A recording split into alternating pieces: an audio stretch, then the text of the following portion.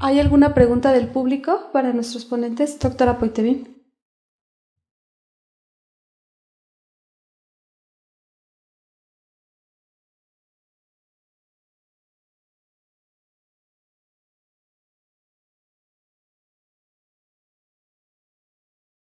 Por ejemplo, para el doctor Alvarado, ¿cómo puede seleccionar el tratamiento sistémico que le va a dar a una paciente que tiene ya metástasis? Obviamente se considera el tumor inicial, pero tiene también metástasis hepáticas o tal vez óseas. A mí me gustaría que nos guiara así como que qué sería su primer pensamiento para enfrente de una paciente con ya metástasis y con un cáncer de mama, pues en realidad no tiene que ser localmente avanzado.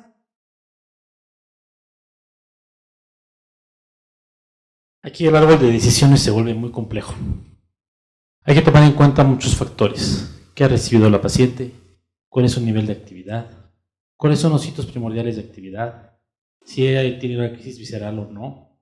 El periodo libre de enfermedad. Si hubo respuesta al tratamiento previo. Si tenemos posibilidad de tener una biopsia con nuevos receptores, HER2, Ki67, marcadores de proliferación. Muchas veces, ¿qué disponemos? Y algo que se nos olvida mucho es qué quiere la paciente. Muchas veces tomamos la decisión arbitrariamente tratando de juzgar cuál va a ser el mejor beneficio y no tomamos en cuenta qué quiere la paciente. En base a todo eso tenemos que tomar una decisión. Monoterapia versus poliquimioterapia. Monoterapia o quimioterapia. O simplemente soporte médico. Existen muchas decisiones, no es fácil decidir cuál es el mejor manejo en primera, en segunda, en tercera línea. Dependerá de muchos factores. No hay un esquema ideal, no hay un tratamiento único. No podemos decir todas las pacientes con cáncer de mama, en etapa 4 vamos a tratarlas de la misma manera. Cada paciente debe estar individualizado, dependiendo de todas sus características antes mencionadas. Bueno, tenemos una pregunta del público que está en la red y bueno, es para la doctora Allende. ¿Cómo hacer para que le envíen la revista a la que hizo referencia? Esta pregunta la hace el doctor Ernesto Hernández Chávez. Sí, es la revista de la Asociación Mexicana de Oncología, GAMO, y es el último número, o sea, que está por salir, y de hecho ya lo pueden ver en línea en la página. Y bueno, si gusta que nos envíe su correo electrónico, yo tengo los PDFs y bueno, con gusto les podemos enviar esta información. Sí. Okay. Doctor Calderillo.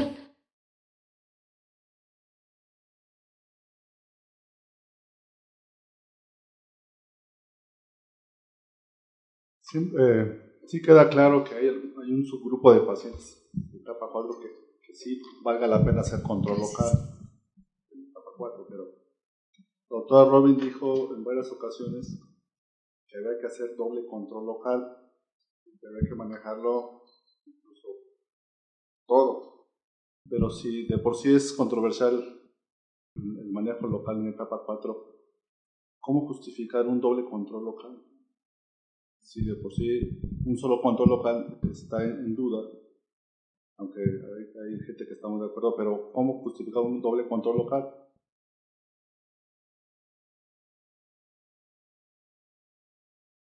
Bien, de forma tradicional el tratamiento quirúrgico, como ya habíamos mencionado, pues tenía una intención puramente paliativa. Los márgenes se dejaban incluso en la mayor parte de los pacientes positivos, y en la mayor parte de las series no está documentado si las pacientes reciben de forma sistemática este doble control local. En algunas sí y en algunas no. Pero lo que se postula en los estudios más modernos, en los que estamos haciendo fase 3, el que vamos a abrir en el instituto, es justamente el hecho de que si consideramos que una paciente es candidata a control local, ¿por qué no ofrecerle el control local que le ofreceríamos a una paciente que no estuviera en escenario metastásico?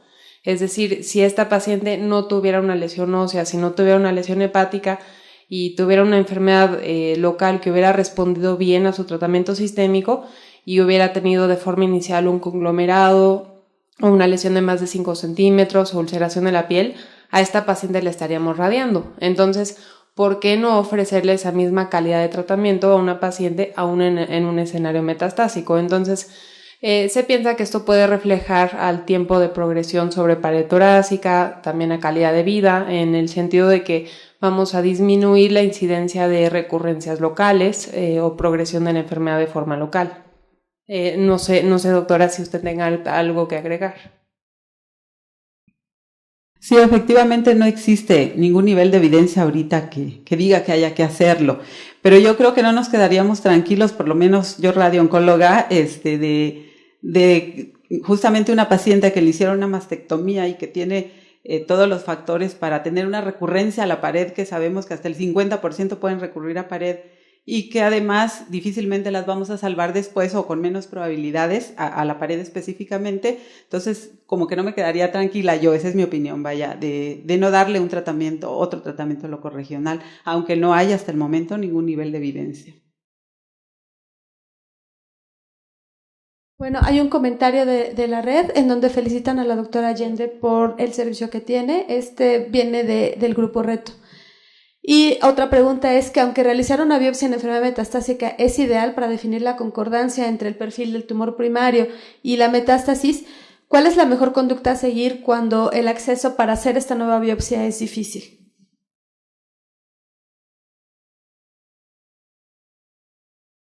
Tenemos que basarnos en la información que tengamos a la mano. Si nada más tenemos la información del tumor primario, pues nos basaremos en ello. Muy probablemente en algunos años tengamos la posibilidad de evaluar esto con células circulantes y con microRNAs, pero todavía eso está muy a futuro.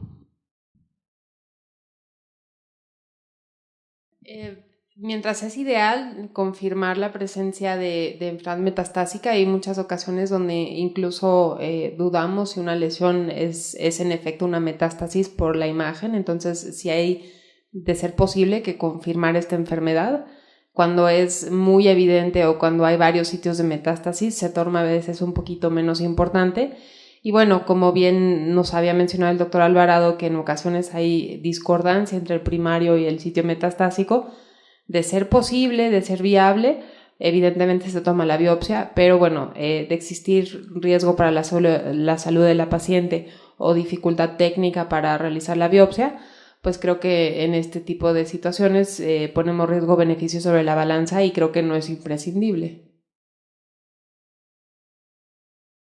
Buenas noches, felicitaciones, realmente fue una evaluación que hicieron, una revisión de la literatura que nos dejó mucha enseñanza a todos. Bueno, yo quería nada más reafirmar esta parte, que si hay que hacer el control locorregional, debe de hacerse pues en la medida como se hiciera si no hubiera la metástasis. Esto es, si hay que hacer cirugía conservadora, hay que agregar la radioterapia, si tiene ganglios hay que agregar la radioterapia. Entonces, creo que ese es el tratamiento completo para poder ver si efectivamente hay un impacto en la supervivencia. Aquí la pregunta que quisiera hacer a la doctora de cirugía es, ¿y qué de las otras lesiones? Esto es, a mí me parecería que incluso el estudio que están haciendo está bien para responder una pregunta, pero realmente hacer una mastectomía o una cirugía conservadora no le agregaría en cuanto a costos mucho. Esto es, si decides hacerla o no, y si tienes impacto en la supervivencia, no es un problema de mucho costo, porque es algo que lo tenemos a la mano. La pregunta es, ¿y qué de los otros sitios, ¿no? Por ejemplo, sitio único de metástasis, ¿qué de los otros sitios? ¿Qué la cirugía en otros sitios? Bueno, en base a la primera parte de su pregunta, pues nosotros tenemos el beneficio de contar con el Seguro Popular. Entonces, el tratamiento quirúrgico y el control local en estas pacientes afortunadamente no tiene un impacto negativo sobre su economía. Desconozco realmente el impacto que tenga sobre la economía del instituto, pero pues eso ya es otro. Sí, pero bueno, esto es algo que a nosotros nos permite con tranquilidad ofrecerle la posibilidad de recibir este control local a pacientes que de otra forma tal vez no lo estarían recibiendo. Y se le ofrece este tipo de tratamiento únicamente a pacientes quienes han tenido buena respuesta al tratamiento sistémico inicial, quienes no han progresado a su enfermedad y quienes tienen una expectativa de vida de más de 6 meses, sobre todo cuando tenemos enfermedad en el sistema nervioso central, por ejemplo. Ahora, el manejo de las metástasis a distancia, sobre todo el manejo quirúrgico, pues es muy controversial. Se menciona que las oligometástasis, dependiendo de dónde estén situadas, si son susceptibles a tratamiento quirúrgico, puede hacerse, pero pues eso también es algo de mucha controversia. Y yo te podría agregar algo. Creo que el intervenir a una paciente metastásica, hay que, primero, ¿qué vamos a hacer? Si es nada más una lesión única, por ejemplo, pulmón, cerebro, hígado, en la actualidad, si está muy bien estudiada tu paciente, ya ves que hay ahora el PET y el no sé qué tantas cosas, podemos saber si realmente tenemos nada más esa metástasis, y creo que hemos obtenido buenos resultados interviniendo a estos pacientes. Claro que tienes que tener el equipo, el neurocirujano, el de gastro, o un oncólogo cirujano que es hábil en todas partes, pues ya sabes que puede entrar en cualquier lado. Ese es al rato. El otra cosa es la cirugía para mejorar la calidad de vida de los pacientes. Por ejemplo, en cerebro, hacer derivaciones para la hipertensión intracraneana por los bloqueos, en las fracturas, para la mejor calidad de vida de estos pacientes. Creo que esto es muy amplio y tendríamos que, como dijo el doctor Alvarado, ver y valorar qué es lo que le vamos a ofrecer a nuestro paciente, qué beneficio le vamos a dar y qué vamos a obtener también de calidad para el médico que lo está tratando. Hay otra pregunta de la red, que es una paciente con ganglios metastásicos y se considera enfermedad metastásica. Bueno, creo que se lo puedo responder y finalmente depende de qué ganglios metastásicos estemos hablando. Si son supraclaviculares y axilares ipsilaterales, pues es enfermedad locorregional, y si son fuera de este sitio, pues ya se consideran como enfermedad metastásica. Doctor Calderillo.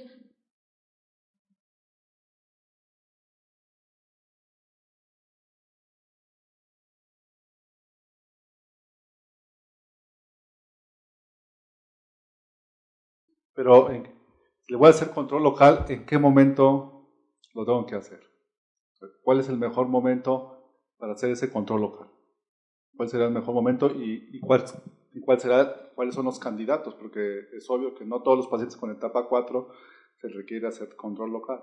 Pero ¿cuál será el mejor candidato, los candidatos ideales, y cuál será el mejor momento después del manejo sistémico?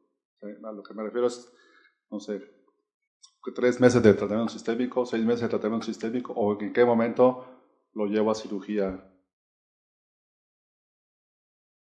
Lo que nuestro protocolo va a plantear es que sean pacientes con enfermedad metastásica confirmada histológicamente, que no estén embarazadas, que no estén lactando, quienes reciban, bueno, se van a aleatorizar estas pacientes, como habíamos mencionado. Sin embargo, todas ellas van a recibir un tratamiento sistémico de forma inicial y se van a aleatorizar al finalizar es decir, al finalizar el esquema de quimioterapia que el oncólogo médico haya seleccionado para la paciente de acuerdo a los esquemas convencionales. Puede o no iniciar hormonoterapia la paciente, puede únicamente recibir hormonoterapia también, si eso es el caso, si el perfil biológico del tumor eso nos indica. Y en este momento las pacientes se van a aleatorizar ya sea a ser operadas de forma temprana, es decir, justamente al finalizar el tratamiento inicial, o si vamos a esperar y operarla cuando su enfermedad local así lo dicte. Es decir, nosotros tampoco sabemos ahorita si el mejor momento es al finalizar el tratamiento o al momento en el que la sintomatología de la paciente lo dicte por cuestiones paliativas. Entonces, justamente ese es el dilema en el que nos vemos ahorita. Entonces, creemos que el mejor momento es de forma temprana. Nosotros creemos que el tratamiento del tumor primario tiene un beneficio en sobrevida. Entonces, creemos que debe hacerse al finalizar el tratamiento sistémico.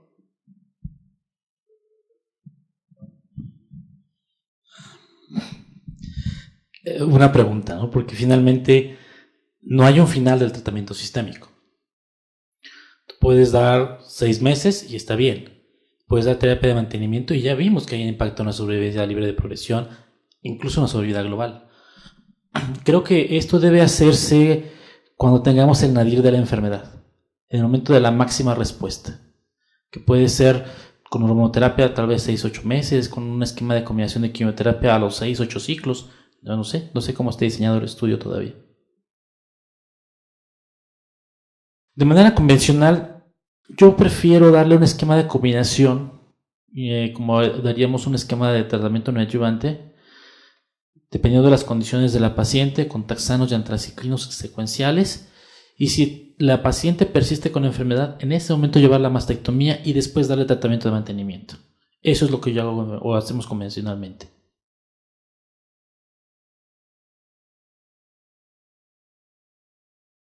Doctor Mavs, adelante. Eduardo Mavs, cirujano oncólogo, gracias. La verdad es que no sabemos ni siquiera si debemos operar estas pacientes. Los estudios retrospectivos parecerían indicar que hay subgrupos de pacientes que beneficiamos, pero no lo podemos decir con certeza. Los estudios prospectivos van a tardar en dar la respuesta. El protocolo hindú, por reportes iniciales, tiene serios problemas metodológicos, creo que no va a ser la respuesta. El protocolo turco con 271 pacientes tiene muy poco poder estadístico para contestarlo. Entonces, el estudio europeo y el americano, los resultados los vamos a tener por ahí de 2019 o 2020. ¿Qué hacemos con los cientos de pacientes que vamos a seguir diagnosticando con etapa 4? La respuesta es no sabemos. Nos vamos por inclinaciones personales, institucionales, etc. Para acabarla de amolar, muchas de las pacientes que son calificadas como etapa 4 son pacientes que fueron operadas y que al ser evaluadas por el oncólogo médico resulta que tienen metástasis óseas en un gamagrama óseo que no se había hecho o una metástasis mediastinal que no nos dábamos cuenta, y eso viene a complicar más la respuesta.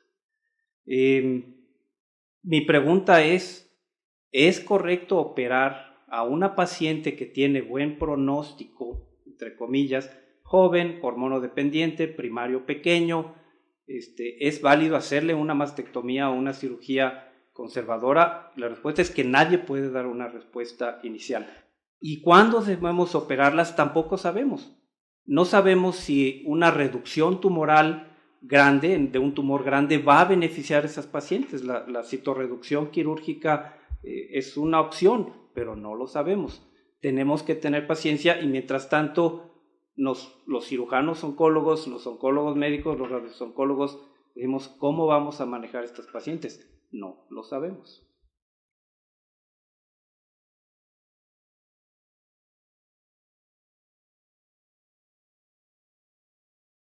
Algo muy importante es lo que quiera la paciente. Creo que también nuestra responsabilidad como médicos es explicarles a ellas la evidencia que hay, la información que tenemos, y la paciente también debe en determinado momento poder escoger o tomar una elección acerca de su propia enfermedad. Entonces, eso es algo que siempre cabe en la discusión.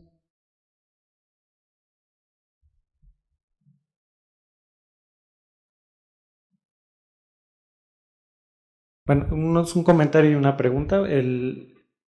Bueno, yo lo que entiendo es que en estos trabajos donde se está ensayando el papel del manejo local en las pacientes con cáncer metastásico desde el momento del diagnóstico, yo pienso que lo que está ensayando es el tratamiento local, y el tratamiento local ya todos conocemos cuáles son los criterios y a qué pacientes se les debe de dar cirugía, cuál es radioterapia, a cuáles ambos tratamientos. Yo pienso que se debe ver como control local, no como dos tratamientos locales. Entonces ya se debe de guiar este tratamiento local de acuerdo a los criterios de cada paciente en particular. Ya todos sabemos a cuáles se les debe dar radioterapia, cuáles solo cirugía o cuáles etcétera, ¿no? Y el segundo es para el doctor Alvarado. No recuerdo con exactitud en el estudio Bolero si las pacientes que tenían resistencia a la hormonoterapia y se les aleatorizaba para darles el exemestano junto con el inhibidor del mTOR, si se incluyeron o si se hizo un subanálisis para las pacientes con enfermedad del sistema nervioso central exclusivamente. Porque yo lo comento porque tuvimos un caso de una paciente que de manera poco frecuente y además no esperada, porque uno no esperaría que una paciente con un luminal A o con un tumor que sea metastásico, ella fue inicialmente solo óseo, entonces estuvo con tratamiento con hormonoterapia y posteriormente hizo progresión, pero solo a sistema nervioso central, no hizo enfermedad visceral. Entonces aquí la pregunta era si ella se iba a beneficiar con los resultados del estudio de Bolero, siendo que creo que en ese trabajo no se estratificó para pacientes donde estuvieran exclusivamente enfermedad del sistema nervioso central. A mí me gustaría saber cuál sería su opinión. Bueno, yo tampoco lo recuerdo, ¿eh?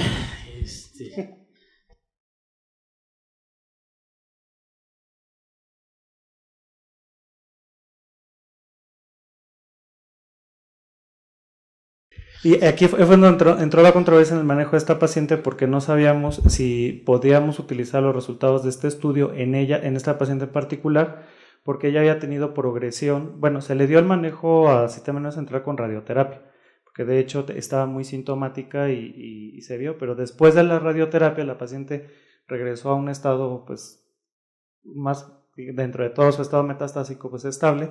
Entonces aquí la pregunta era si se le daba ese manejo.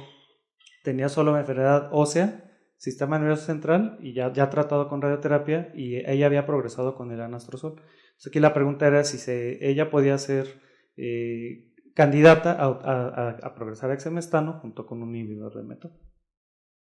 Es una buena pregunta y es uno de los grandes retos de la oncología hoy en día, la enfermedad metastásica cerebral. Todos recordamos la historia del trastuzumab, cuando vino el rendimiento del mismo en paliativo, y que después del tratamiento con trastuzumab, cuando las pacientes vivían más, tuvimos esta gran epidemia que a la fecha la seguimos viviendo, de la enfermedad metastásica cerebral, el triple negativo, que lo hemos identificado como un factor de riesgo muy importante. Semanalmente nosotros en el instituto debemos estar viendo 2 o 3 pacientes nuevas con cáncer de mama metastásico a cerebro. Luminales A, B, triples negativos, HER2 positivo en orden ascendente, son los más importantes en cuanto a la incidencia de esto. No sé si esto los estudios de Bolero 2 puedan extrapolarse a la enfermedad metastásica cerebral. Realmente nosotros utilizamos más agentes de quimioterapia como es capecitabina y carboplatino, que aunque la evidencia en la literatura es pobre, existe acerca de que pueda haber una penetración hacia la barrera hematoencefálica y que podamos utilizarlo en este grupo de pacientes. En cuanto a los HER2 positivo, bueno, sabemos bien que el seguir utilizando trastuzumab, aún en este grupo de mujeres, mejora la supervivencia libre de progresión. Doctor Alvarado, una pregunta, con todo lo que usted nos comentó de la terapia de quimioterapia, la terapia blanco, ¿existirá de todos esos estudios algún estudio de costo-beneficio donde justifique este tipo de tratamientos? Porque esos son tratamientos muy caros y aterrizarlos para ver si se pueden aterrizar aquí en el país. Hay muchos estudios de costo-beneficio, no los tengo en mente en el momento, sí hay, y idealmente, bueno, sabemos perfectamente que, por ejemplo, con el caso de Avastin, de bevacizumab, que se tuvo ese gran problema, que finalmente mejora supervivencia libre de progresión, pero no sobrevida global, y al final en Estados Unidos se retira la aprobación por la FDA para ese tipo de medicamentos. Son muy costosos, tienen un impacto en la sobrevida global, se ha criticado mucho. Mejora la calidad de vida, mantiene el periodo libre de progresión, y eso lo mantiene como una indicación en Europa y en algunos otros lugares. Sí es válido utilizar los medicamentos, sí es válido darle calidad de vida a la paciente. Finalmente hay estudios donde valorar mejor soporte médico versus tratamiento de quimioterapia o tratamiento sistémico sí mejora la calidad de vida de las pacientes, y esto lo justifica plenamente. En cuanto a estudios de impacto socioeconómico, no los tengo en mente ahorita.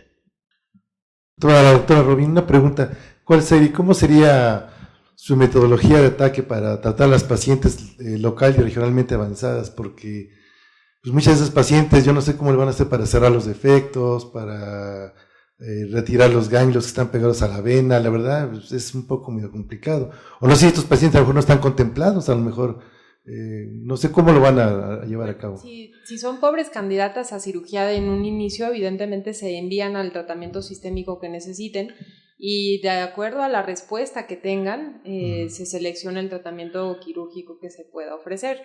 Ahora, en el contexto de enfermedad paliativa, donde busquemos, pues evidentemente controlar sangrados, controlar tumores que están necróticos, que están ulcerados, que están fétidos, que están ocasionando dolor, bueno, pues ahí afortunadamente tenemos un muy buen equipo multidisciplinario donde tenemos desde cirujanos oncólogos, cirujanos plásticos y reconstructivos. Y bueno, pues podemos hacer toma y aplicación de injertos, rotación de colgajos, entonces pues se hace lo que se tenga que hacer. Inclusive es que yo lo veo un poco complicado porque, por ejemplo, quitar parrilla costal, rotar colgajos sobre actividad tumoral, pues yo creo que incrementaría mucho la movilidad de estos pacientes, ¿no? Sí, bueno, evidentemente hay que poner una balanza al riesgo-beneficio, ¿no? Hay pacientes que en ese escenario pues no son candidatas a cirugía, más bien las mandaríamos a radioterapia. Sí, pues entonces van a quedarse como con 2 pacientes, tal pareciera, ¿no? Sí, definitivamente hay una cuestión de actitud. Sin embargo, creo yo que son bastante tolerantes para la cuestión del tratamiento y bueno, ya cuando ven que la cuestión está muy compleja, entonces solicitan cuidados paliativos. Creo que tiene que ver con una cuestión cultural y eso lo hemos fomentado los mismos equipos de oncología, ¿no? Damos tratamiento y cuando ya no hay nada de tratamiento que dar, entonces pasa a cuidado paliativo, entonces se ve poco elegante, ¿no? Entonces la gente, obvio, racionaliza y dice, ahí va la gente que se va a morir. En cambio, si son manejos conjuntos de soporte en oncología, desde el momento del diagnóstico con cáncer avanzado, pues si trae dolor, náusea y vómito, problemas de convulsiones por actividad del sistema nervioso central, problemas hepáticos, óseos de dolor, pues se hacen los manejos conjuntos y esto, bueno, pues mejora la calidad de vida. Por ejemplo, hay un estudio de British Journal Medical donde dicen que en los pacientes de cáncer de pulmón enviados tempranamente a cuidados paliativos versus el manejo estándar. El manejo estándar es, tiene dolor, saque en la clínica el dolor la interconsulta. Ha bajado de peso, vaya a donde nutrición, ¿no?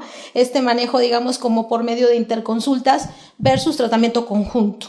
Y se vio en ese estudio que definitivamente los pacientes tuvieron mejor calidad de vida e incluso vivieron más tiempo, significativamente. Entonces, pues esto hace pues reflexionar sobre el trabajo conjunto nuevamente, ¿no? Es importante el estilo y la calidad de vida, sí el tratamiento que se le va a dar oncológico, pero también el tratamiento que se va a dar desde el punto de vista físico, psicológico, social, familiar, pues para que todo esto fluya adecuadamente, ¿no? Creo que es una cuestión cultural y en general las mujeres solicitan más cuidado paliativo que los hombres.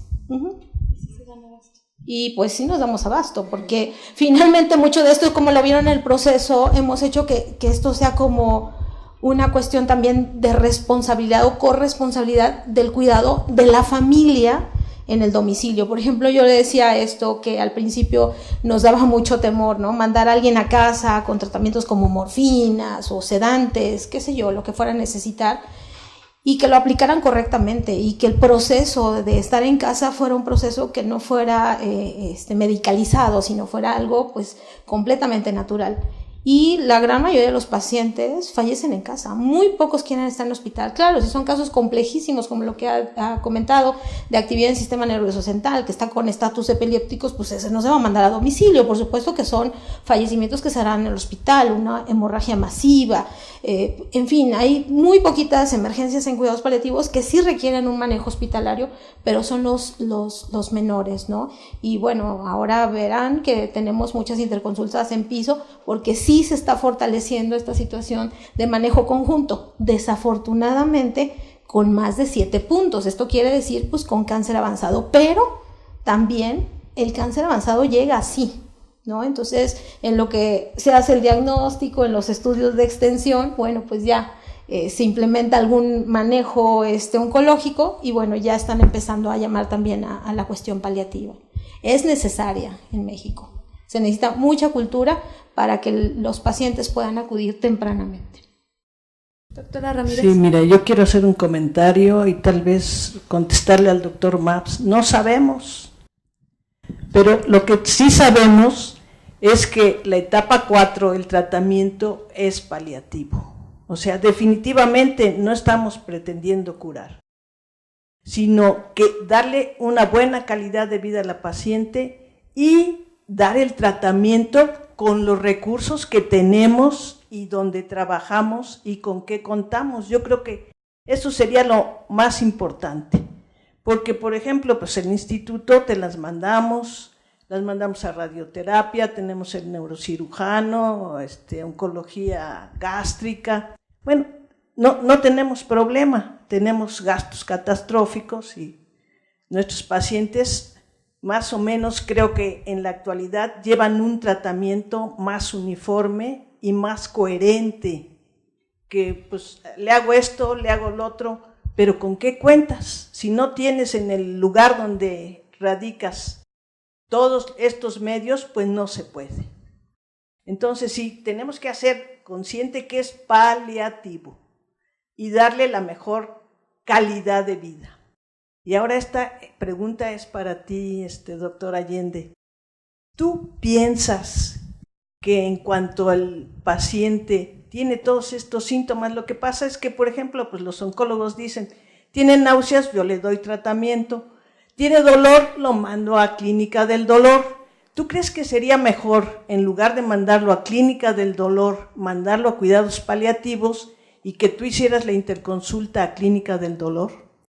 Digo, cuando hay las dos opciones, porque también hay que hablar que en el país no existen suficientes unidades. Esto es para nosotros, Instituto de Cancerología. Pues primariamente si estamos, por ejemplo, en este artículo que presenté del PPI, que es este índice pronóstico, cuando nosotros hacemos una evaluación y vemos que es un paciente que va a vivir, por ejemplo, menos de 3 semanas, pues ahí sí es de todas luces ámbito del cuidado paliativo, ¿no? Para enrutarlo a casa, hacer el manejo, la cobertura de los síntomas, en fin. Pero si son pacientes que van a tener una sobrevida mayor o aproximada de 3 años, creo que sí valdría la pena hacer estas interconsultas, digamos, como rutinarias si se cuenta con los recursos. O sea, yo creo que tiene que ver mucho el estadio de la enfermedad y también, nuevamente, el periodo de sobrevida. Yo creo que de repente ahí nos falla un poquito, ¿no? Lo que decía la pregunta, ¿cuándo debe darse el tratamiento? Pues en ocasiones hay que hacer una evaluación general global del status performance, ¿no? Yo les recomiendo esta escala que hace una aproximación en cuanto al tiempo de sobrevida que puede tener un paciente, ¿no? Más de 6 meses, menos de 6 meses, o incluso cataloga aquellos que van a vivir menos de 3 semanas para poder apuntalar la situación del tratamiento. Creo que sí, si hay clínica al dolor, pues hay que mandarlo. Hay que usar los recursos que se tengan. Lo importante es el trabajo en equipo, ¿no? Y que se pueda hacer este abordaje general del paciente. Doctor Barroso. Sí, para usted, doctora. Fíjese que ahorita de lo que usted está comentando respecto de este envío de manera temprana a los pacientes, me parece fantástico, es el deber ser. Me preocupa un poco, incluso en la misma estructura que ustedes tienen, no lo sé, no la conozco, que el número de pacientes que van a tener se va a incrementar de manera significativa.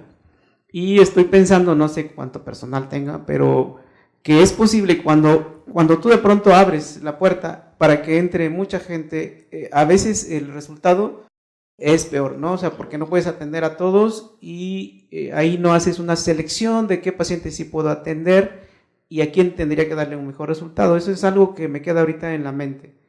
La otra parte es que usted comenta sobre el Plan Nacional de Cáncer. Déjeme decirle que el problema es que ahorita no hay ningún Plan Nacional de Cáncer. Cuando se hizo el Plan Nacional de Desarrollo, que nos invitaron para hacer el Plan Nacional de Cáncer, solamente salieron 2 párrafos relacionados con cáncer en el Plan Nacional de Desarrollo en el área de salud, que es prevención de cáncer de mama y prevención de cáncer de próstata. Es todo lo que dice el Plan Nacional de Desarrollo. Entonces, aquí estamos en un hándicap tremendo, porque la parte de cuidados paliativos no se le ha dado la importancia que tiene. No hay un Plan Nacional de Cáncer, entonces creo que aquí pues habrá que empujar entre todos para que esto ocurra, porque lo que usted está diciendo es el deber ser, pero el deber ser, para que pase, ya no diga Instituto de Cancerología, yo los felicito si lo pueden lograr, pero en otros lados, en este momento es imposible. Bueno, la primera pregunta sí es muy clara, ¿no? Pasaba un poco como la cuestión de clínica al dolor.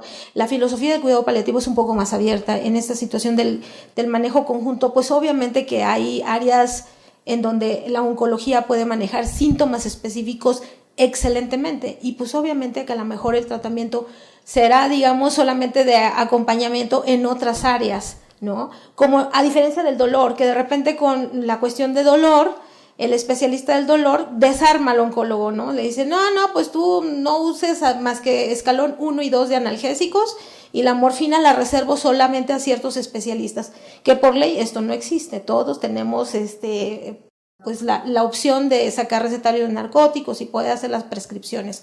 El problema es que se hace un mito, ¿no? Un paradigma sobre algo que no existe. O sea, el deber ser de todo médico es tratar todos los síntomas.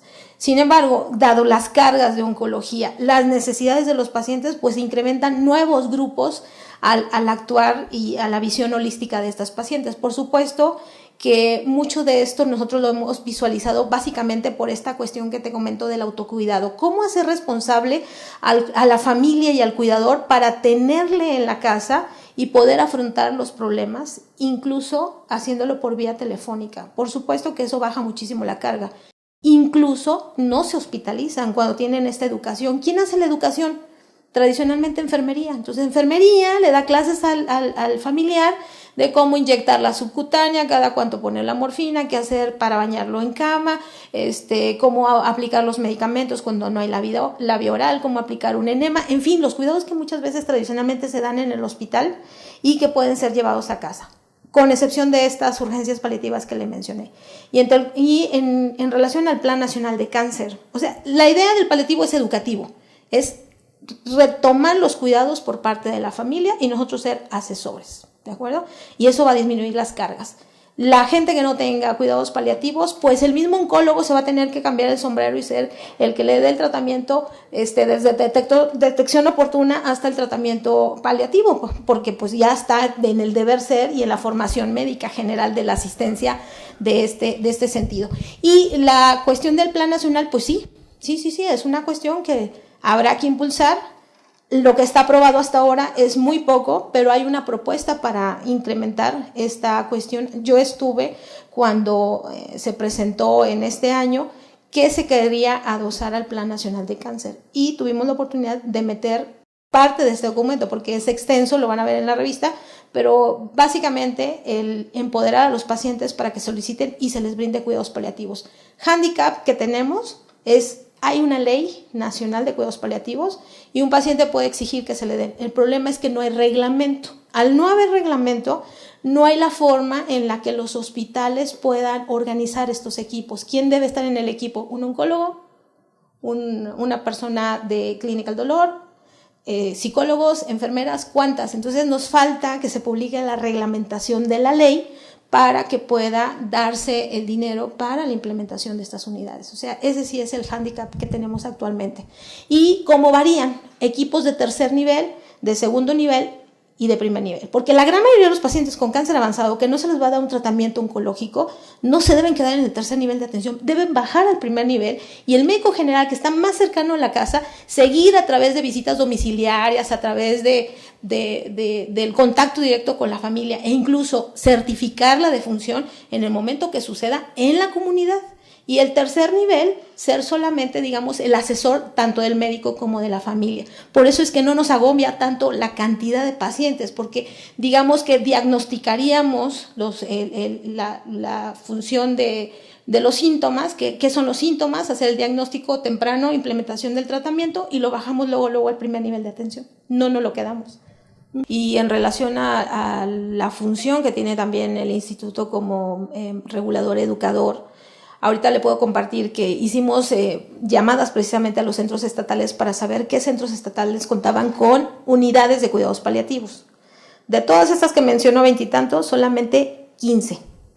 De esos 15 hacen modalidades mixtas. La persona está contratada a veces como anestesiólogo y tiene que dar las anestesias, y luego tiene que hacer lo de clínica al dolor y luego hace lo de paliativos y sale a las visitas domiciliarias. A veces un solo médico con un equipo básico, a lo mejor una enfermera, una trabajadora social, en fin. Y esto pues limita que se pueda hacer un trabajo regional adecuado.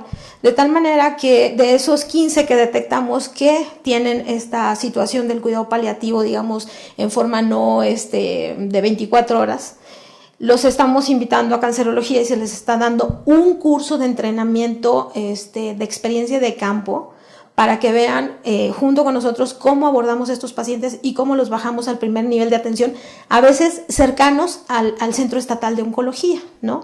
Y esto ha sido muy benéfico. De los 15 centros, solamente 10 aceptaron este tipo de entrenamiento.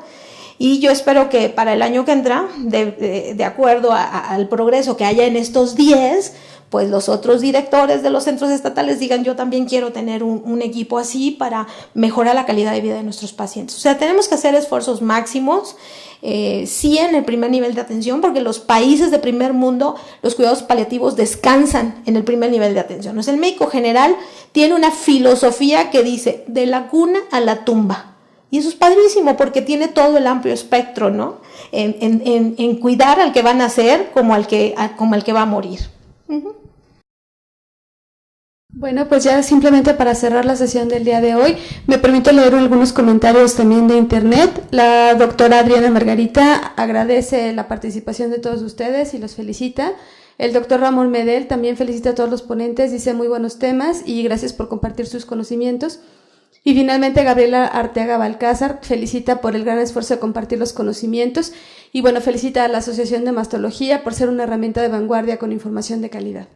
Y bueno, agradecemos la participación de todos ustedes.